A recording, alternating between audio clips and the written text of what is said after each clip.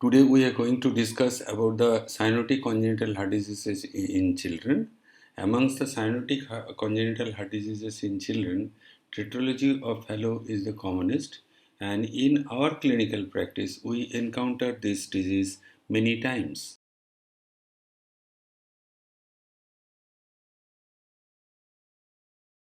In our previous class, we had discussed about classification of congenital acyanotic heart disease. Now today we'll discuss somewhat about classification of congenital cyanotic heart disease. Congenital cyanotic heart disease is basically classified on three broad headings. One is the congenital cyanotic heart disease with reduced pulmonary blood flow. Second one is with increased pulmonary blood flow, and third one is with pulmonary hypertension. Now, basically, the difference is the amount of right ventricular outflow tract obstruction. The significant right ventricular outflow tract obstruction leads to less blood flowing into the lungs, that is, pulmonary blood flow is reduced, or when there is no obstruction to the right ventricular outflow tract, there either pulmonary blood flow is normal or patient may be cyanosed due to pathological process other than blood flow itself. And third one is pulmonary hypertension, which may be either primary, as happens in newborn, that is primary pulmonary hypertension of the newborn, or it may be secondary in cases with left to right shunt, which develops in course of time due to development of pulmonary vascular obstructive disease, what is called Eisenmenger syndrome, or left to right shunt with reversal of the flow.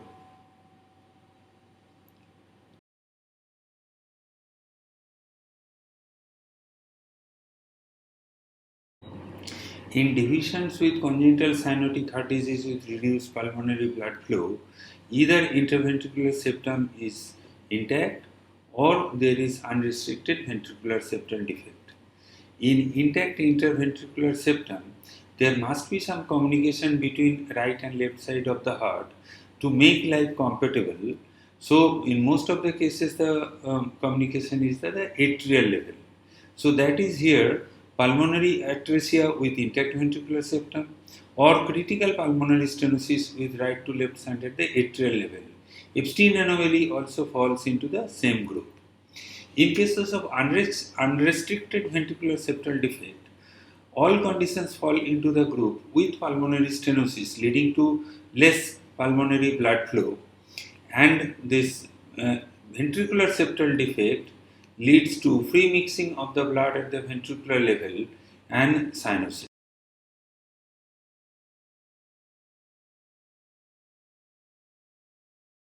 We definitely remember that in the classification of congenital acyanotic heart disease, we discussed about pre-tricuspid and post-tricuspid lesions.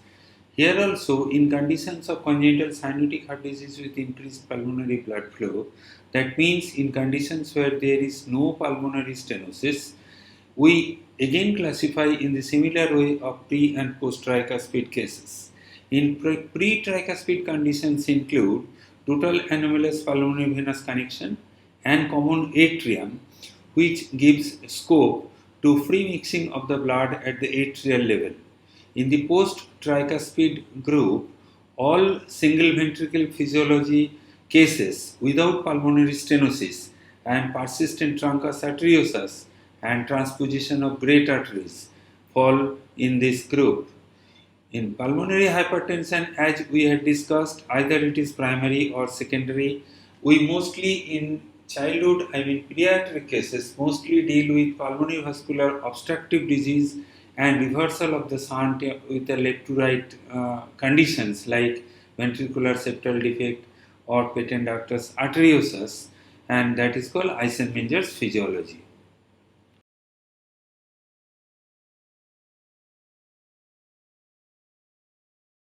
A bit of statistics now on tetralogy of Fallot. It occurs in approximately 1 in 3000 live births and accounts for 10% of all congenital heart disease. and constitutes about 75% of blue patients in children above 1 years of age group. That's why it is called the commonest cyanotic heart disease in pediatric age group.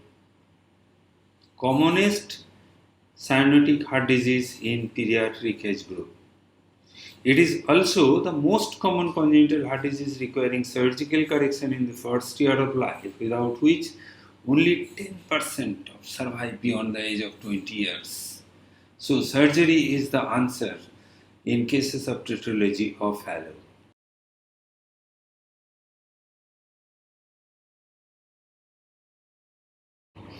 Guys, see this person, Louis Arthur Fallot, who is the cause of all of your misery in reading Fallot's tetralogy. He is the man who first coined the term tetralogy of Fallot.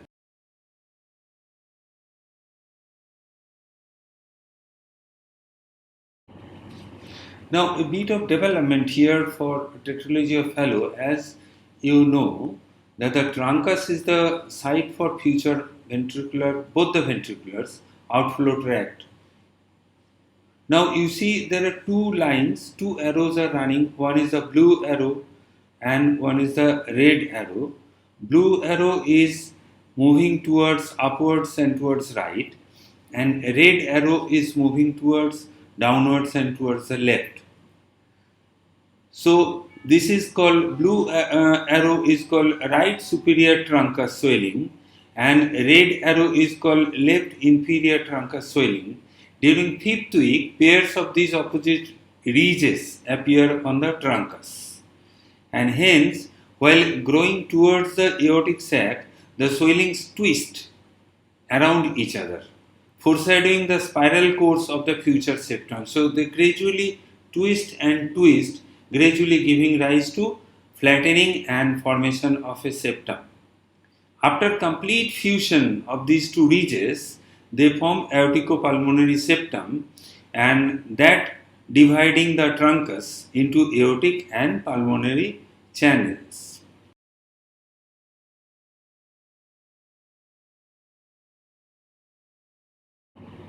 Now, with the abnormality of this developmental history, if there is defect in twisting and formation of this aorticopulmonary septum, there is deficiency and leading to formation of ventricular septal defects. In the pathophysiology of TOF, we can just try to learn the four components. Why it is called tetralogy? Because it has got four components. Most important component of tetralogy of Fallot is the pulmonary stenosis or right ventricular outflow tract obstruction. Second most important, this is the outflow tract obstruction, as you can see here. Next most important is the Hughes ventricular septal defect, leading to unrestrictive ventricular septal defect. Third is the overriding of the aorta. What do you mean by overriding? Overriding is that this aortic, outflow tract, that is left ventricular outflow tract, now moves forward, and now it overrides the ventricular septal defect. That means it comes just above the ventricular septal defect here. And as a result of right ventricle needing to pump blood against the right ventricular outflow tract obstruction, so it hypertrophies. So these are the four components of ventricular tetralogy.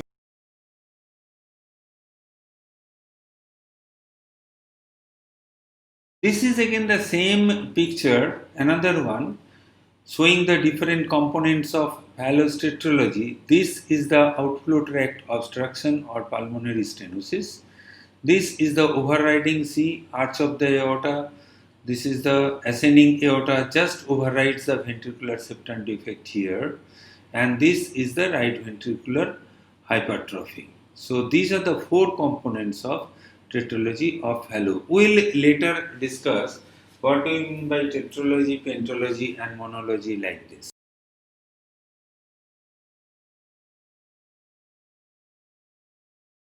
Now, having said all this about the different components of tetralogy of Fallot, let us see how the blood circulation differs from normal heart to a patient with a tetralogy of Fallot. See, in the normal persons, through the superior and this inferior vena cava, blood from the systemic circulation comes to the right atrium. From there to the right ventricle, and from there through the pulmonary vessels it goes to the right and left lung, and then comes back through the pulmonary vessels into the left atrium, from there into the left ventricle, which pumps blood into the ascending aorta to be distributed throughout the body. Now, what happens in tetralogy of Fallot?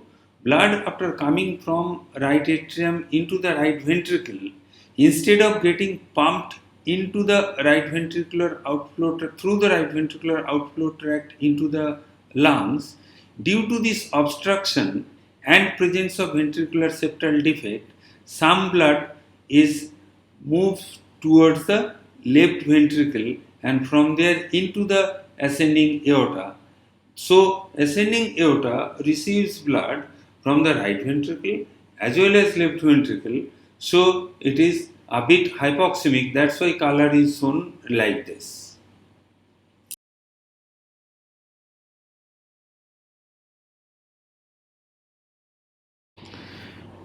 Going back to the different components of tetralogy of Fallot, we have got four components we know. That is unrestricted ventricular septal defect, right ventricular outflow tract obstruction, overriding of the aorta, and what is the fourth component? Right ventricular hypertrophy. In actuality, what we do need? Two components are most important, as I told previously. One is the ventricular septal defect, which has to be large enough to equalize pressure in both the ventricles, and right ventricular outflow tract obstruction, which switches blood flow from the pulmonary vessels into the aorta. Now, right ventricular hypertrophy is the secondary to right ventricular outflow tract obstruction because the right ventricle has to pump blood against resistance. Now, right ventricular obstruction, what are the different types?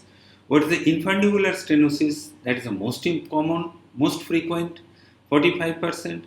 At the valvular level, it is only 10%. And combination of these two, infundibular and valvular level, is 30%. But most severe is the pulmonary atresia. So you see, it is not the valve, but infundibular stenosis that is the most common cause of right ventricular outflow tract obstruction in tetralogy of Fallot.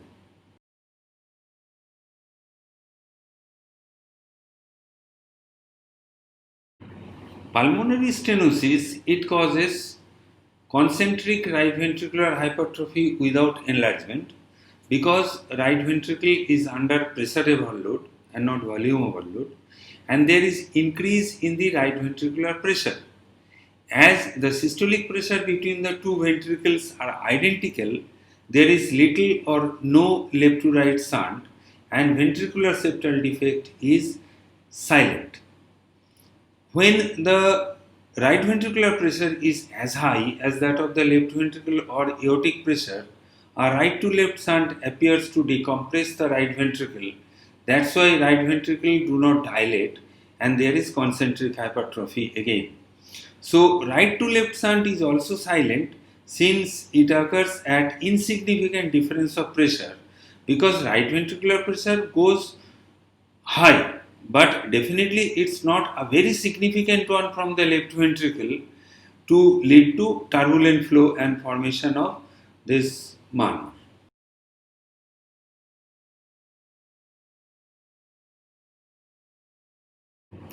Now, how tetralogy of Fallot lesion severity can be assessed? What are the indicators? You have to find out some indicators or some of the signs that will indicate whether this tetralogy of Fallot is severe or this one is more severe than that one. The flow into the right ventricle from the right ventricle to the pulmonary artery occurs across the pulmonary stenosis, producing ejection systolic murmur. So the more severe the pulmonary stenosis, less will be the flow through the pulmonary artery. So ejection systolic murmur would be shorter, and bigger the right to left shunt because of the pulmonary stenosis. More would be the cyanosis due to mixing of the blood with the left and right side.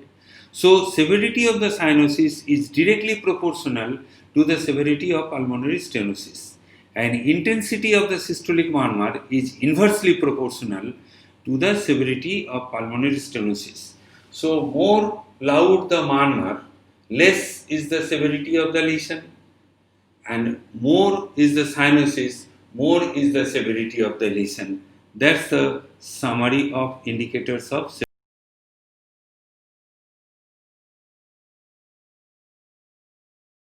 An important question is why tetralogy of fellow patients, in spite of having ventricular septal defect, do not have congestive heart failure.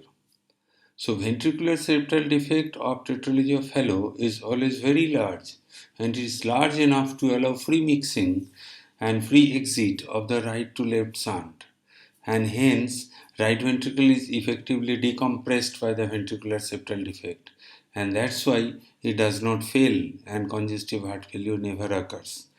Obviously, there are exceptions. You need to remember there are just few conditions where, in spite of being a case of tetralogy of Fallot, they may develop congestive heart failure, and the conditions are in associated conditions of anemia, infective endocarditis, systemic hypertension, and myocarditis.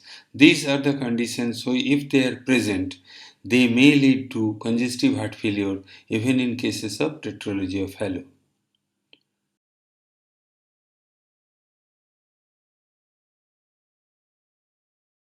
So in a tetralogy of Fallot, second heart sound is usually single, and it is the aortic component of the second heart sound. Because P2 is soft as pulmonary arterial pressure is reduced, and due to overriding of the aorta comes in front of the pulmonary trunk, so P2 is masked by the loud A2. That's why we get a single second heart sound, and that is mainly by the aortic component. And the ascending aorta in tetralogy of Fallot is large and may result in aortic ejection click because it receives extra blood from the right side as well. And P2 is also delayed due to prolonged right ventricular ejection time due to right ventricular outflow tract obstruction. Diastolic interval is usually very clear. There is no S3, S4 or diastolic murmur. So these are the important clinical clues or clinical signs so far auscultation is concerned in tetralogy of Fallot, right?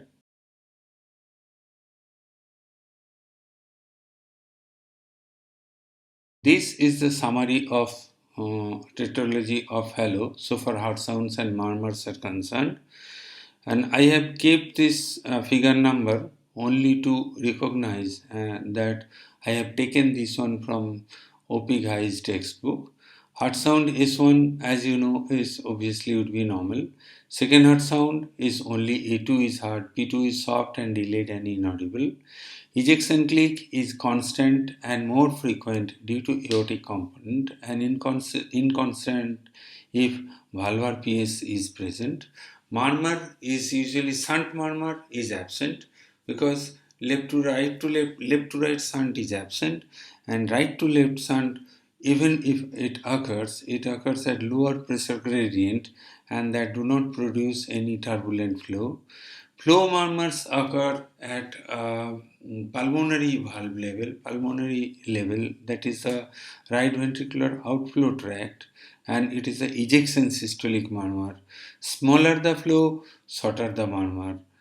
Louder the murmur, smaller the obstruction. So that's it.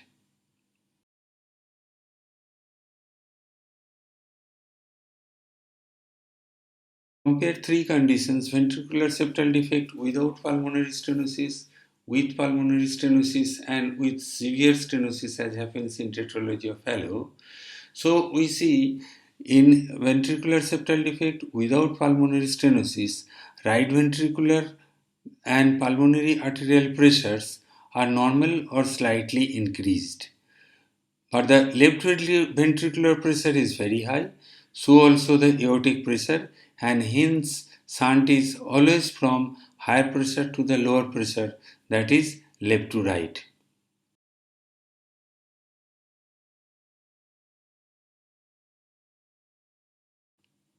Now, in presence of pulmonary stenosis, since right ventricular has to pump blood against a resistance, so its systolic pressure increases, and there is right ventricular hypertrophy. And left to right shunt will gradually decrease, and VSD murmur will become softer, and pulmonary stenosis murmur here would be louder.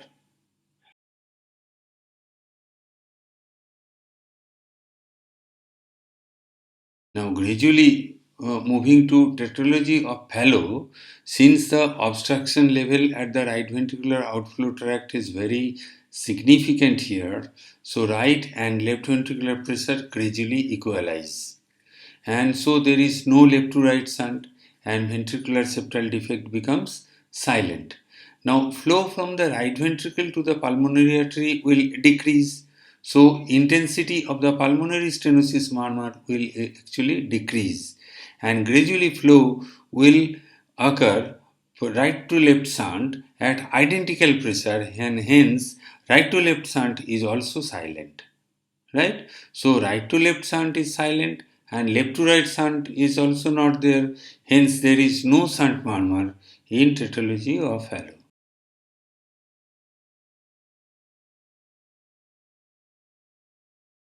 We also need to remember what are the associated conditions that may be present with tetralogy of Fallot.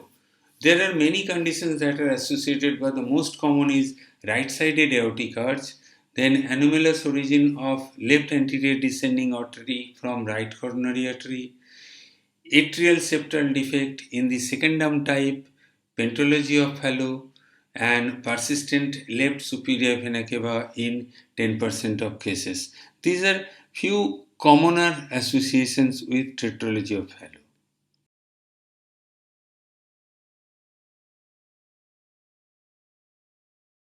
Now, many times it is asked, since this is called tetralogy, is there any term like pentology or trilogy? And if it is there, what are those? So I have gathered together all these different terminologies for your convenience, and see, Fallot's pentology is the tetralogy with associated atrial septal defect that I told in the previous slide is the septum secundum type. So that is called Fallot's pentology. So pentology includes tetralogy plus ASD. Now, tetralogy we have already discussed. What is triology? Triology is pulmonary stenosis and right ventricular hypertrophy.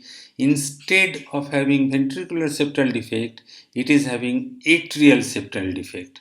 So, all these three conditions put together, it is called triology. And what is duology? Is a ventricular septal defect and mild right ventricular outflow tract obstruction, which behaves like a left to right shunt, what is also known as pink Fallot's, or in the early stage of Fallot's tetralogy below the age of 2 years, many children with lesser degree of right ventricular outflow tract obstruction behaves like this in the duology pattern. And monology is pulmonary atresia with or without ventricular septal defect, and pulmonary atresia is the only pathology found in those cases, and these are called trials Fallot's monology. So we have learned monology, duology, triology, tetralogy, and pentalogy, right?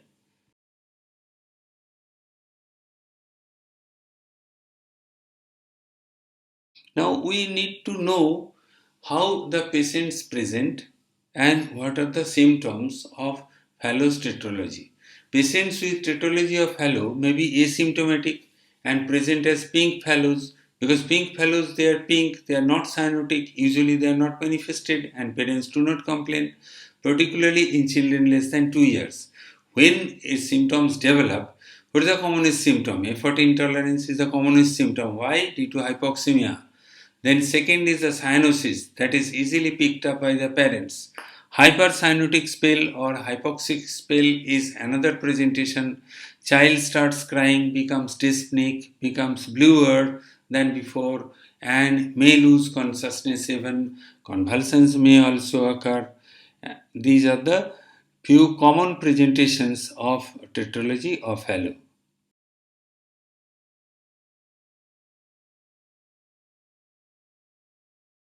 In the physical examination, the commonest clinical feature that we encounter in Fallot's tetralogy is cyanosis. You see here, and also in the lip. So it is the central cyanosis. Then clubbing. Clubbing, you see here, the angle between nail and nail bed, normally it is around 160 degree and it is called Lovey-Wand's angle. So when it is lost, it is the starting of clubbing, and that is due to hypoxemia and excess collagen deposition over the nail bed region. In the central nervous system, normal heart size, apex is located normally, parasternal impulse is increased due to right atrial and right ventricular hypertrophy. Systolic thrill is present in 30% of patients, mainly in the pulmonary area. First heart sound we all know by now that it is normal. Second heart sound is single, is due to A2. Ejection systolic murmur, so it will end before an audible single second heart sound. These are the very clear-cut clinical pictures of tetralogy of Fallot, right?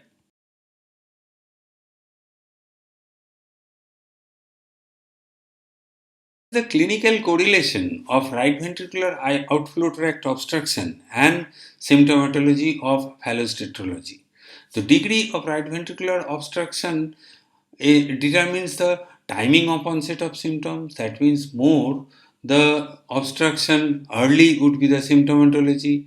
Obviously, with the more increased or more severe right ventricular outflow tract obstruction, less blood will flow into the pulmonary circulation and cyanosis will be more severe, and degree of right ventricular hypertrophy is proportionately symmetrical to right ventricular outflow tract obstruction. So in mild or moderate obstruction, what will happen? Shunt, VSD shunt is usually balanced. You may not get any sound at all. Patient may not be visibly cyanotic. It will be acyanotic or pink Fallot. But in severe cases, in severe obstruction, cyanosis will be present since birth and worsen when the ductus arteriosus begins to close. So, in severe right ventricular outflow tract, if the patient comes in a patient of Fallot's tetralogy who is cyanotic at birth, you have to take it that it is a case of severe right ventricular outflow tract obstruction in a case of Fallot's, right?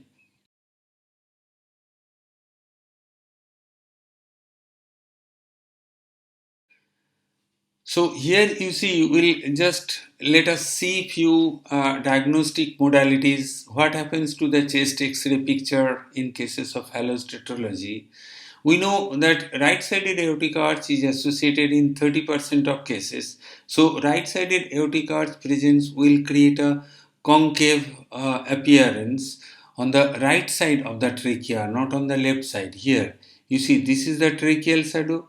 This is the concave appearance that you will find on chest X-ray on the right side of the tracheal shadow, right?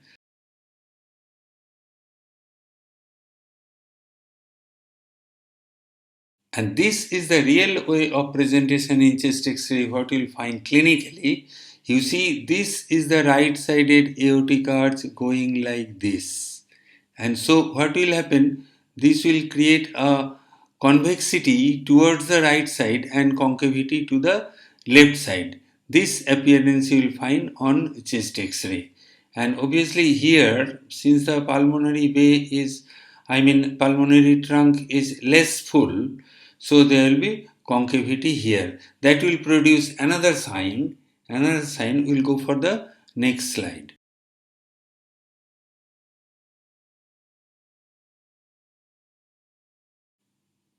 So you see the pulmonary fields in Fallot's tetralogy is oligamic. You are not getting bronchovascular markings very prominent over here. This is pulmonary oligemia. You see here there is a right-sided aortic arch. Again you can see here. Now this pulmonary, here is the pulmonary bay. This is called pulmonary bay. It is concave. Why? Due to absence of main pulmonary artery segment, which is not full due to less blood flow through the pulmonary circulation. And normal sized heart with upturned apex. Why? Due to right ventricular hypertrophy. And pulmonary fields are oliemic as it is shown. So that I have put a boot here to show this is the classical example of called Corin support or boot-shaped upturned heart in cases with the X-ray picture in cases of tetralogy of Fallot.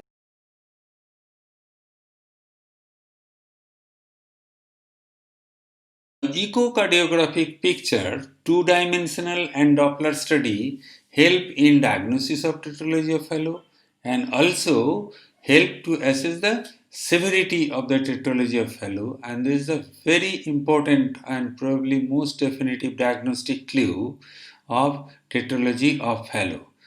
It shows the level of ventricular septal defect, overriding of the aorta, and the anatomy of the right ventricular outflow tract, condition of the pulmonary valve, pulmonary annulus, main pulmonary and its branches, so on and so forth.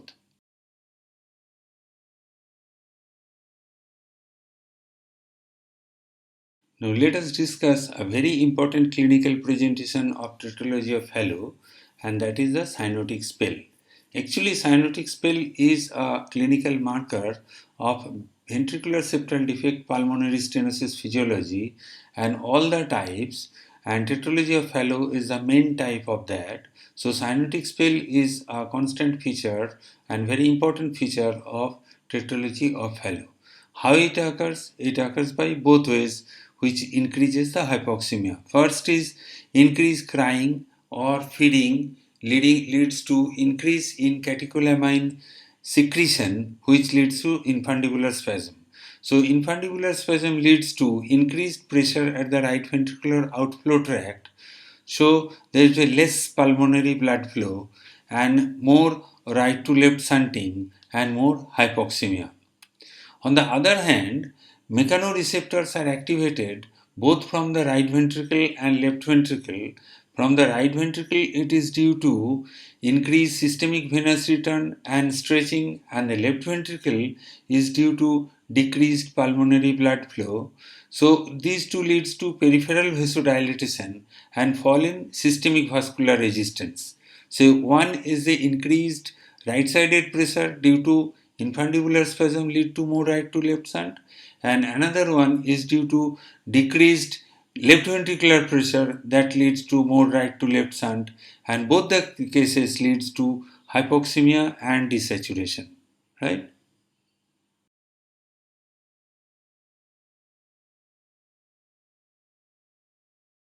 So this picture shows the vicious cycle what happens in the pathogenesis of cyanotic spell, that is spasm of the right ventricular outflow tract and decrease in systemic venous return and effect of crying as discussed in the previous slide. All this leads to increase in right to left shunting. So increase in right to left shunting leads to hypoxemia, then carbon dioxide concentration in PCO2 increases and pH goes down. That means it leads to acidosis. So all these features again leads to, it stimulates respiratory center leading to hyperpnea. Again hyperpnea leads to increased systemic venous return.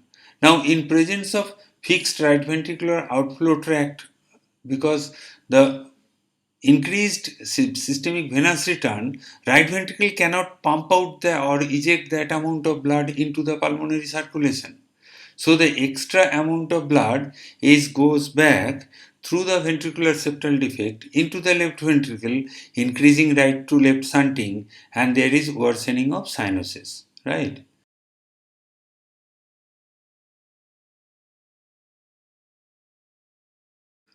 So cyanotic spell, usual age group is around below 2 years, peak age between 2 to 6 months, and can occur anytime, but maximum occurrence is during the morning hours.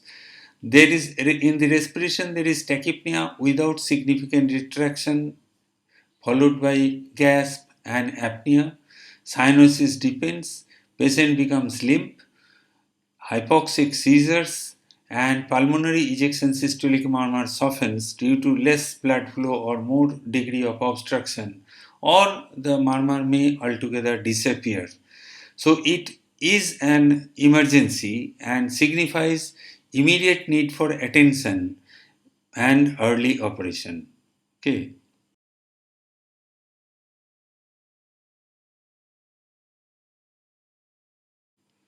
Now, after going through the pathogenesis and other clinical features, now we have to learn how to treat our cases of cyanotic spell. What are the immediate steps that should be taken and what are the follow-up steps?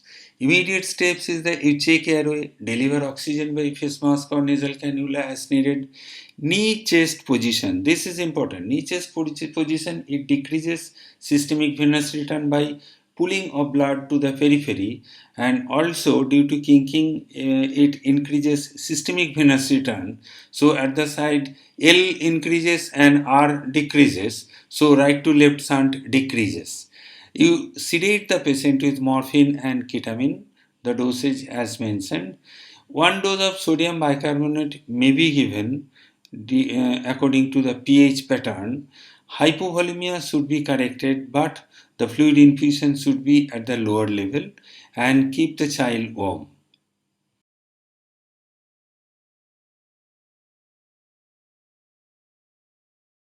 Other steps that can be taken immediately is a packed red blood cell transfusion if the patient is anemic and hemoglobin level is below 12 gram per deciliter. Beta blockers should be given unless contraindicated. And we should remember two important contraindications. Two important contraindications of beta blocker. One is the bronchial asthma and ventricular dysfunction. If these two are not there, beta blocker should be given, and in the emergency, metoprolol is given in a dose of 0.1 milligram per kg IV slowly over 5 minutes and repeated every 5 minutes. You remember another drug given like this? It's adrenaline, isn't it? Maximum for 3 dosage, and may be followed by infusion at 1 to 2 microgram per kg per minute. Now you should monitor. Always monitor the patient for saturation, heart rate, blood pressure, and keep the heart rate below 100 per minute to keep the patient safe. Okay.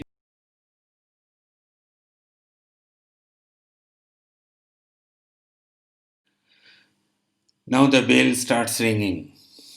You have done everything. You have administered oxygen, made proper positioning, given sedatives, sodium bicarbonate, beta blockers, given a sort of blood also because packed cell volume was less and hemoglobin was less than 10. Patient is not responding. What to do? So to increase systemic vascular resistance, you have to now administer vasopressors. Methoxamine, phenylephrine are the two drugs that are commonly used here. Dosage are given as follows. And if still spells persists, what to do? You paralyze, electively intubate and ventilate, and plan for palliative or corrective surgery. Anytime patient develops cyanotic spell in early age or is not responding, that is an indication for surgery. The seizures are managed with diazepam or midazolam as given.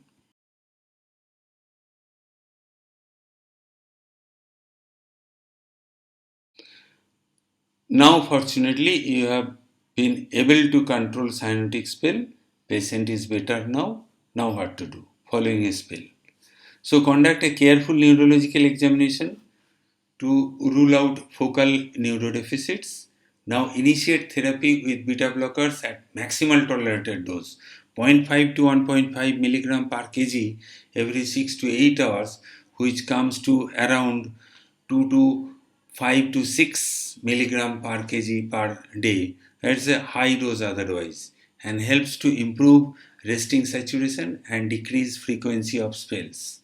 Now, echocardiography. Ensure echocardiography to effectively delineate the disease morphology, and now you plan for early corrective surgery, and if not possible, then palliative surgery, and administer iron in therapeutic or prophylactic dosage as needed. Therapeutic dose when the patient is anemic, and prophylactic if not anemic. Right?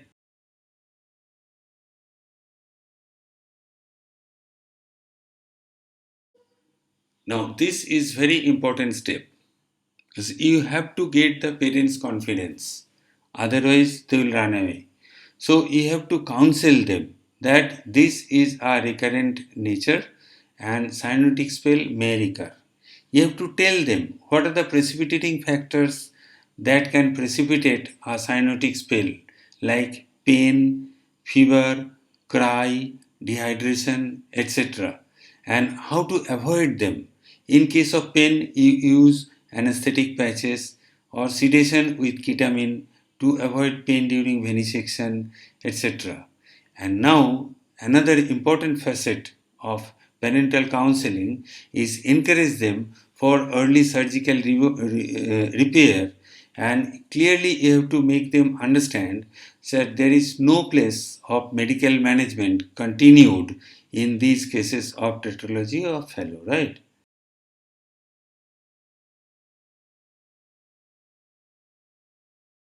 Another important complication of tetralogy of Fallot is the cerebral thrombosis. Cerebral thrombosis, cerebral veins or dural sinuses, sequelae of extreme polycythemia or dehydration. So, causes either due to polycythemia or dehydration. Thrombosis occurs most often in patients younger than 2 years, like cyanotic spell. These patients may have iron deficiency anemia as well. So, therapy consists of adequate hydration. Dehydration has to be avoided. Dehydration will lead to cerebral thrombosis. And other supportive measures. Phlebotomy and volume replacement with albumin or saline is indicated in extremely polycythemic patients who are symptomatic. Okay.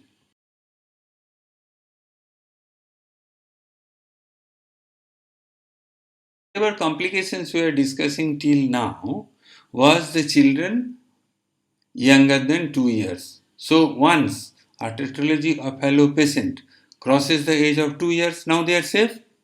Is it? No. Brain abscess is less common than cerebrovascular events and are extremely rare today, but when they occur in children older than 2 years. Onset is usually insidious with low grade fever and gradual change in behavior or both. Acute onset in some, seizures may occur, and localized neurological signs or focal signs depend on site and size of the abscess and presence of increased intracranial pressure. Diagnosis by CT or MRI. Therapy, antibiotic may help to keep the infection localized, but surgical drainage of the abscess is usually necessary.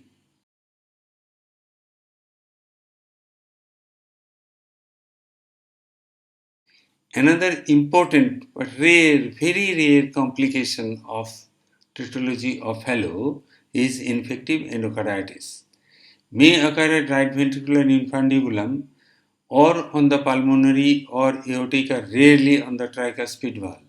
Endocarditis may complicate the palliative shunt or in patients with corrective surgery and residual pulmonary stenosis or ventricular septal defect. These are the common sites of endocarditis. Okay.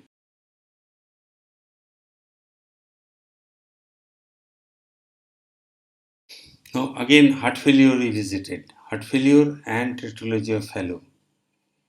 We know heart failure is not an important feature of tetralogy of Fallot. Why? Because right ventricle is effectively decompressed by the huge or large ventricular septal defect. Exceptions are subpink or acyanotic tetralogy of Fallot. Why? In those cases, though there is right ventricular outflow tract obstruction, but it is not very severe, and these patients usually behaves like a ventricular septal defect and left to right shunt, which may go to congestive heart failure with the inherent nature of the ventricular septal defect. So that's why pink fallow patients may undergo or may go into congestive heart failure, but as the degree of pulmonary obstruction worsens with age, symptoms of heart failure resolve. Because more and more increased obstruction, so gradually the shunt will change from left to right to left, and right ventricle will be decompressed, and heart failure will not develop, and gradually cyanosis will increase, and often this thing develops after by the age of 6 to 12 months. These patients are increased risk of cyanotic spells now and not congestive heart failure.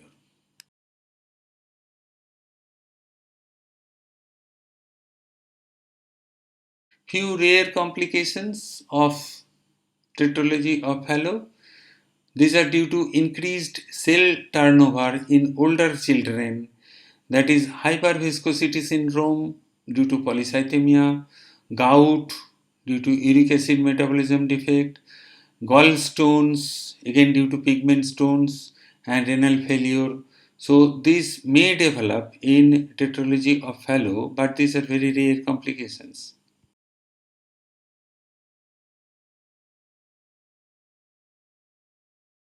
Till now, we discussed about what is tetralogy of Fallot, what are the other logies, that is pentalogy, trilogy, monology, like this, what is the pathogenesis, and what are the components of tetralogy, what are the clinical picture, what are the diagnostic findings, and now we come to the what is the treatment.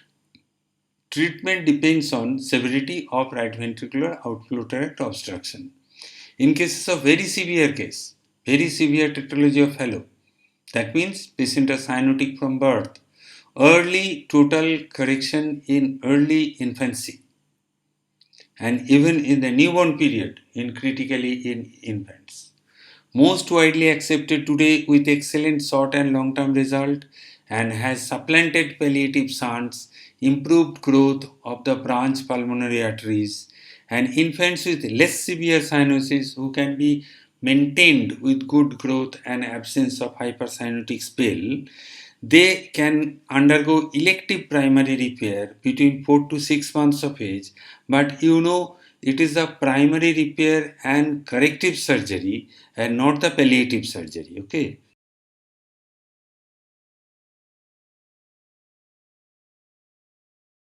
And if everything is surgical, so obviously there is no medical management. Yes, there is some scope of medical management is to buy time or in otherwise. Hypoxic spell should be recognized and treated medically immediately. It is important to educate the parents and recognize the spell and to know what to do. Then oral propranolol or beta blocker therapy should be initiated and used to prevent hypoxic spell while waiting for an optimal time for corrective surgery.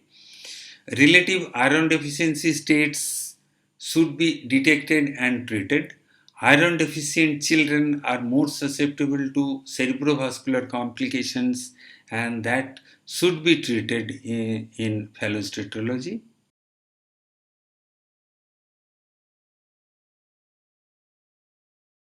What is that primary repair which you are talking of?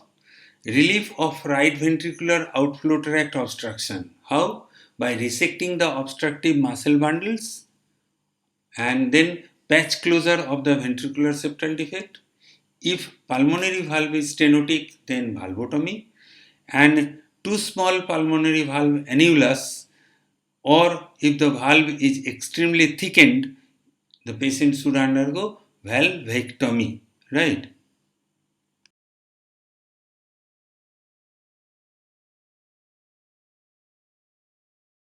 This is the treatment which we used to read during our student life, and that is the palliative surgery. At that time, there was no primary corrective surgery. So, what is that? There are different methods. I am showing you one that is most widely accepted.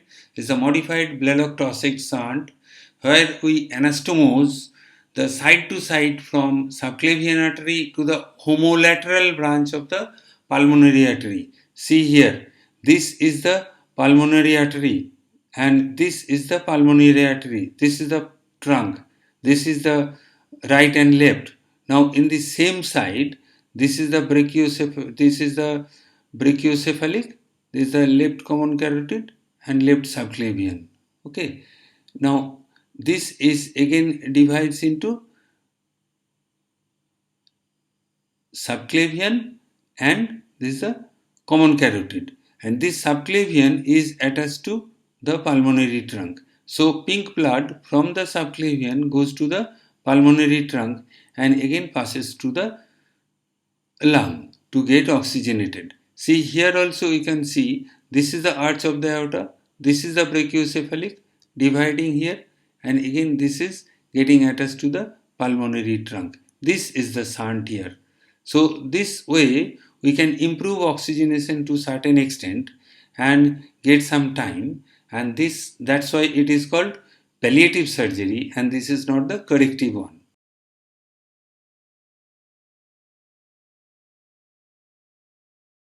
What does this palliative surgery do, or what is the effect of this palliative surgery? It augments pulmonary blood flow, decreases the amount of hypoxemia, improves linear growth, augments growth of the branch pulmonary arteries, and currently what is the place? What is the place of this palliative surgery at present? In the present day, it is reserved for patients with comorbidities such as with other major congenital anomalies or prematurity that would make full repair a higher risk option. In those cases only you go for palliation and not for otherwise. Okay, so we have discussed all the different aspects of phallostetrology, and go and read it properly. Okay.